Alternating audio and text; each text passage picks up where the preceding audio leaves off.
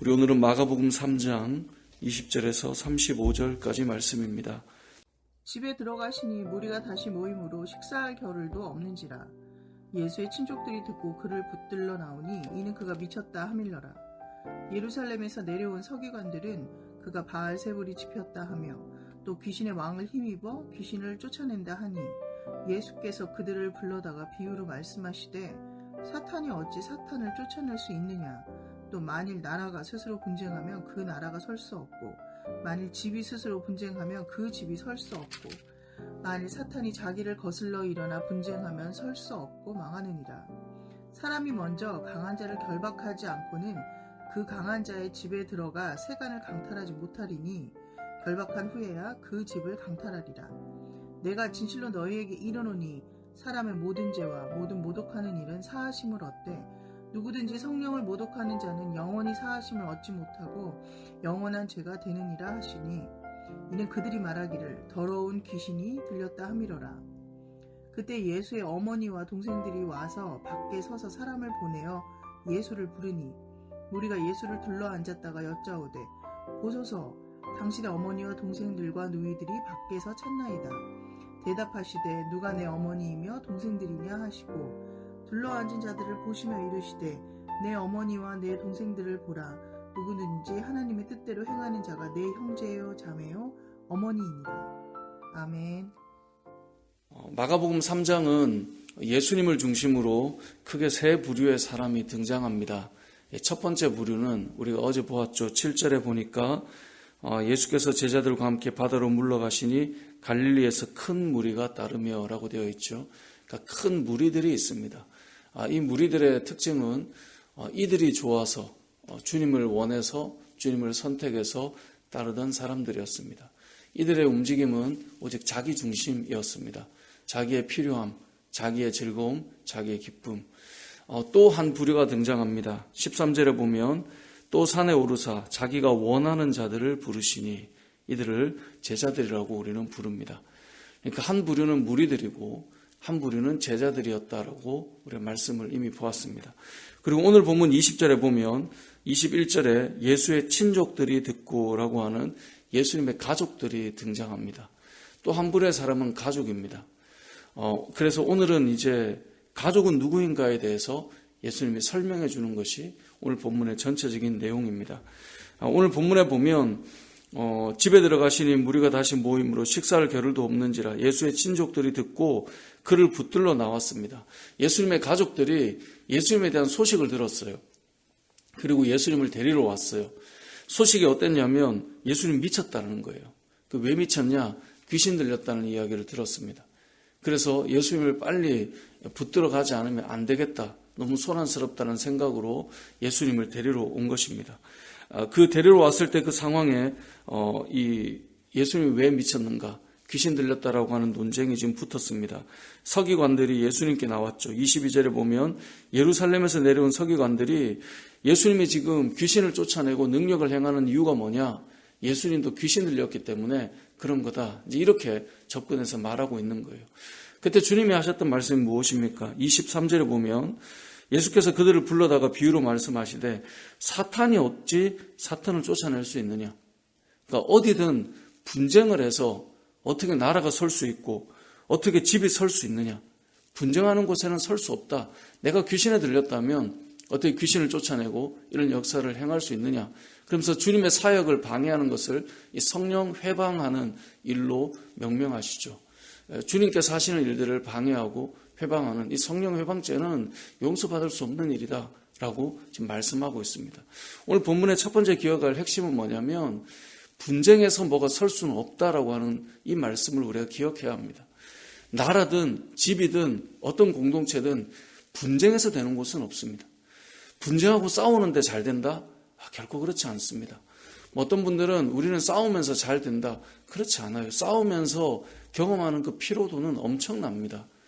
부딪히면서 엄청난 것들을 일궈낸다. 그렇지 않아요. 결국은 물론 분쟁할 때가 있죠. 의견이 다를 때가 있죠. 근데 언제 잘 되냐? 합의점을 찾을 때 잘 되는 거예요. 계속 싸우고 있는데 잘 되는 일은 일어나기가 어렵다는 것입니다. 주님께서 말씀하시는 첫 번째 이 메시지의 내용은 사실은 사단에 대한 이야기지만 본질적인 핵심은 뭐냐면 분쟁에서 되는 것은 없다는 거예요. 어디든 그건 우리가 늘 경험해요. 내가 뭔가를 하나 시작해 보려고 사업을 시작했다고 해봅시다. 근데 늘 직원들이랑 대표랑 싸워요. 근데 잘 된다? 그건 있을 수 없는 일이에요. 처음엔 그럴 수 있어도, 처음엔 다투더라도 결국은 합의점을 찾고 함께 하나가 되어 갈 때 좋은 일들이 이루어지는 것입니다. 교회도 마찬가지 아닐까요? 교회라고 하는 것도 분쟁하고 다투고 있는데 잘 되는가? 결코 그럴 수 없죠. 하나가 되고 연합할 때 어디든지 잘 되는 것입니다. 그래서 예수님께서 말씀하시는 것은 사단이 어찌 사단을 쫓아내고 분쟁하면서 나라를 세우고 어떻게 그럴 수 있느냐? 그건 불가능한 일 아니냐라고 말하고 있죠. 자, 이렇게 말할 때 30절에 보면 이렇게 설명을 해주었음에도 불구하고 그들은 뭐라고 결론 내려요? 그들이 말하기를 더러운 귀신이 들렸다. 저는 이 말씀을 보면서 정말 사람들은 다 이렇구나. 설명을 이 정도 해주면 귀신 들려가지고 귀신을 쫓아내는 거 말이 안 되지 않느냐라고 했는데 결론은 어떻게 이렇게 맺냐면 귀신 들렸구나.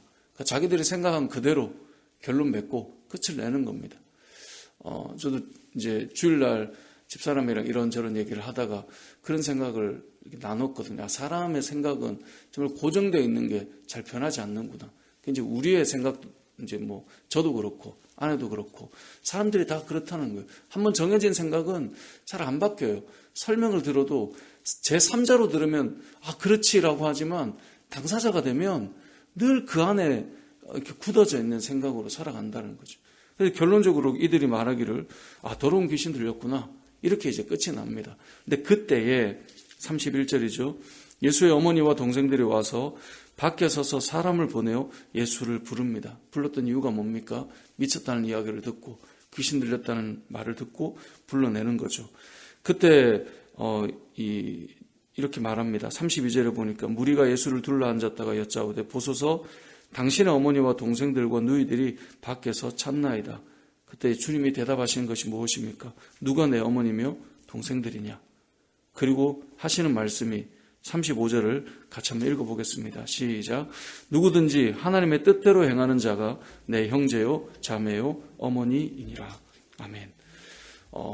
마가복음 3장은 예수님을 중심으로 세 부류의 사람이 등장한다 그랬습니다. 첫 번째는 무리들이었고 두 번째는 제자들이었습니다. 세 번째는 가족들이 등장합니다. 그런데 주님께서 이렇게 설명합니다. 가족은 혈육이 아니라 하나님의 뜻대로 행하는 자가 내 형제요 내 자매다 라고 말씀을 하며 주님을 중심으로 모여있는 사람들에 대해서 정리를 해주시고 있습니다. 우리들도 마찬가지입니다. 교회는 주님의 십자가의 죽으심으로 하나님의 자녀를 삼으신 가족 공동체입니다. 교회는 하나님께서 세우신 주님과 함께 가는 영적인 가족 공동체입니다. 근데 분명한 것은 이 가족 공동체가 되기 위해서는 함께 교회에 등록하고 모여있기 때문이 아니라 하나님의 뜻대로 행할 때 내 형제요, 내 자매요, 어머니다라고 하는 이 한마디로 가족이죠.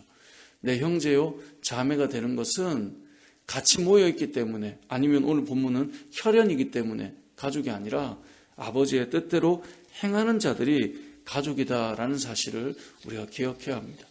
교회는 분명히 영적인 가족 공동체임을 우리 너무나 잘 알고 있습니다. 성경 그 이야기를 우리에게 계속 해주고 있습니다. 그런데 진정한 영적인 가족이 되기 위해서 필요한 것은 하나님의 뜻대로 행할 때 가능한 일입니다. 간혹 이런 분들도 있습니다. 아니 사람의 뜻대로 가면 안 되지. 교회가 그 사람 뜻대로 가면 안 되지 라고 말하는 사람 중에는 결국 잘 들어보면 자기의 뜻, 자기의 생각대로 가야 된다라고 결국 주장하는 자들이 있어요. 그건 뭐냐면 결국은 사람의 뜻이에요. 교회는 누구든 하나님의 뜻대로 순종하며 가는 곳이 되어야 됩니다.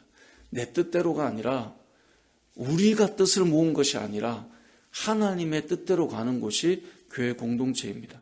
그렇기 때문에 앞서 나온 대로 분쟁하고 깨지는 일이 우리에게서 사라질 수 있는 것은 내 뜻, 너의 뜻을 모아서 우리의 뜻을 따라가는 교회가 아니라 하나님의 뜻을 따라 가는 곳이기 때문에 그렇습니다. 흔히 우리는 가정과 교회는 하나님이 세운 공동체라고 말하고 있죠. 가정생활을 보면 교회 생활이 흘러나옵니다. 그래서 교회 직분자를 세울 때 늘 가정에 대한 이야기를 목회서신을 보면 나오거든요. 가정과 교회는 함께 가게 돼 있어요. 가정에서 어떤 모습을 가지고 있느냐가 교회에서 어떻게 중직으로 아니면 사역자로 직분자로 역할을 하는가가 나오게 돼요. 하나님께서 세우셨기 때문에 그래요. 그럼 가정은 어떻게 가야 됩니까? 가정 역시 하나님의 뜻대로 세워져 가는 곳이 진정한 그리스도인의 가정이에요. 근데 만약에 가정이 하나님의 뜻이 중심이 아니라 너와 나의 생각을 교류하여서 너와 나의 마음이 무엇인지를 보고 그것이 결론이 나는 곳이라면 교회 와서도 똑같지 않을까요? 너와 나의 생각이 중요한 거예요. 하나님의 뜻보다. 그러면 여기 나온 것처럼 분쟁의 일들이 일어나는 거죠. 그래서 하나님께서, 주님께서 말씀하시는 것은 진정한 가정, 영적인 가정, 가족 공동체가 된다라고 하는 것은 우리의 뭔가 마음을 모은다는 이야기가 아니라 아버지의 뜻대로 행하는 자가, 하나님의 뜻대로 행하는 자가 내 형제요, 내 자매다 라고 하는 사실을 우리는 기억해야 합니다. 말씀을 맺겠습니다. 오늘 본문을 통해 우리는 두 가지의 내용을 보았지만 사실은 크게 한 가지인데, 분쟁에서 세워지는 것은 없다는 것과 어디나 마찬가지겠죠. 그리고 또 한 가지는 영적인 가족 공동체가 된다는 것은 결국은 저와 여러분이 뜻을 모은다가 아니라 저도 여러분도 하나님의 뜻대로 행할 때 그것이 진정한 이 가족 공동체가 된다는 것인데, 우리 은혜올림교회가 하나님의 뜻대로 하나님의 말씀대로 같이 순종하며 주의 길을 걸어나감으로 아름다운 믿음의 가족 공동체로 세워져가는 은혜가 있기를 주님의 이름으로 축복합니다. 아멘.